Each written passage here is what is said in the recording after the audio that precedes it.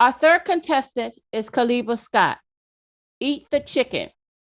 Eat the chicken, Keleeba Scott. Hello, guests and fellow Toastmasters. Is there anyone here lucky enough to have fond, sweet memories of their grandmother? Any traditional thoughts of hugs and kisses and uplifting advice? Maybe some rocking chairs and quilt making or something? Well, I do too. But my picture is definitely painted with a lot more color. My grandma has always been a caregiver and a fighter, a mom, a wife, a big sister, a protector for most of her life. She don't play about hers. No one messes with grandma or her family. At 83, she still enjoys colorful language and is not afraid of a firearm. Now, to be fair, I have to explain that she spent some time as a special police officer. I would joke about her being a gun toting granny. It literally tickled me. I mean, at the time, she was already a great grandmother. So, again, she recently turned 83 years old. And as a sassy little birthday gift, she ordered herself a new weapon.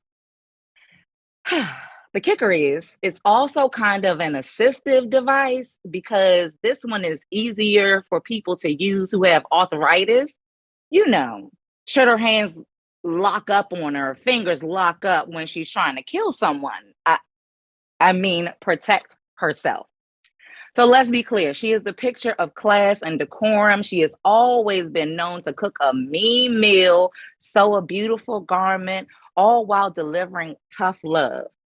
It's just sometimes the emphasis is on the tough, and sometimes the emphasis is on the love. And as an adult, I reflect on the things that she told me growing up, mostly noting now that good or bad, they scarred me for life. Grandma's messages have always been really straight to the point, kind of like strong black coffee. You know, you get the caffeine, no sugar, no cream. Not as sweet or palatable, but you get what you need. With that said, it's important to note that my grandmother seemed to just scare the bejesus out of me every chance she got. Now, look at this face. Look at this face of this little girl in the picture. Why would you scare that child? Why would you scare her? Doesn't it look like she's got enough going on? I mean, really. But let me tell you the kind of things I remember her telling this little girl. Let's start with something that we've all heard, like we're living in our last days. Because what I heard was basically that we're about to die and this was all going to be over soon. And all I could think was, is it going to be before summer break? Because my birthday's in June. So will there still be a party? Or could that possibly happen after my birthday, like the last day? Just give me some time. I mean, sheesh. Luckily, children are a bit more resilient. They have the blessing of ignorance. So I didn't have too many sleepless nights about it. And after a few birthdays, a few years of birthdays passed by, I think I was okay. I was in the clear of reaching the last of the last days before I was ready. So when that same little girl got a little bit older, she tells me, she leans in and she says, now, baby, if somebody tries to snatch you and take you into a van, I don't care if it's at gunpoint. You tell them HE double hockey sticks no. Now, she used the language because, again, colorful. And it was also my first permission to actually curse. She said, you scream bloody murder. And you tell them to kill you right there. Don't you let nobody take you. Don't you let them take you in that van. You know why? Because otherwise they will take you and torture you and you'll wish you were dead anyway. Okay, grandma. Okay. That face. Of course, I get it now. The message here was, how to navigate stranger danger and to exercise caution. But dang, grandma, exactly how do I process that? I can't tell you how many years I spent praying that no one would try to kidnap me and visualizing the words kill me right now coming out of my mouth if they did. I told her how much that little pep talk traumatized me. And we've laughed about it several times over the years. Now it's funny. Her response is always, "You didn't get kidnapped, did you?" Okay. Okay. Okay, Grandma, you're right. Let's just say that her messages were very blunt, a bit like a gangster movie in delivery. But the meat of the messages, as I came to understand them, were more along the lines of "this too shall pass. No need to hide anything from a family that loves you. You'll definitely get through this and so much more. Also, that I was never alone." Now, that's some nourishing meat, right?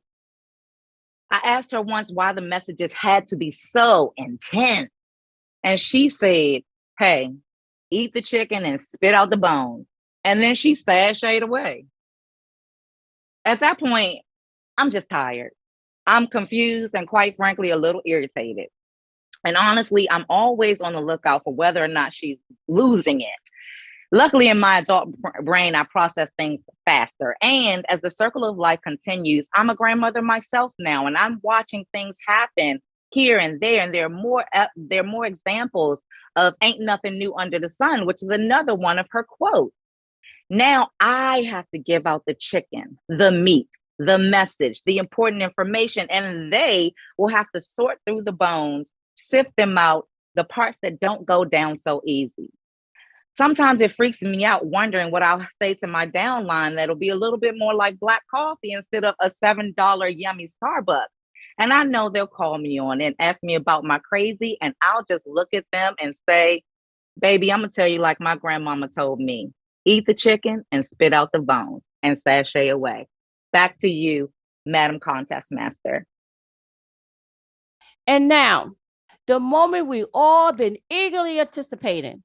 Time has come for the announcement of the winner and runner-ups for the St. Margaret's Achievers Humorous Speech Contest. There was 0 disqualification of time, so we have no disqualifications. So, for third place winner of the St. Margaret Achievers Humorous Speech Contest is Robert Johnson.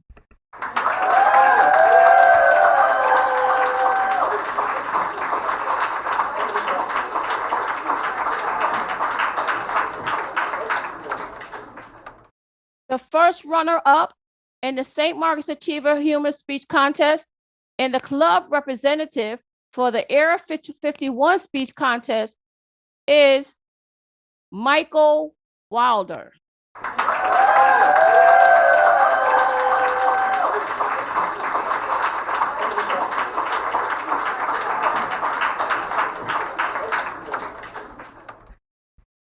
And the winner of St. Margaret's Achievers Humorous Speech Contest and the club representative for the Area 1 Speech Contest is Keleeba Scott.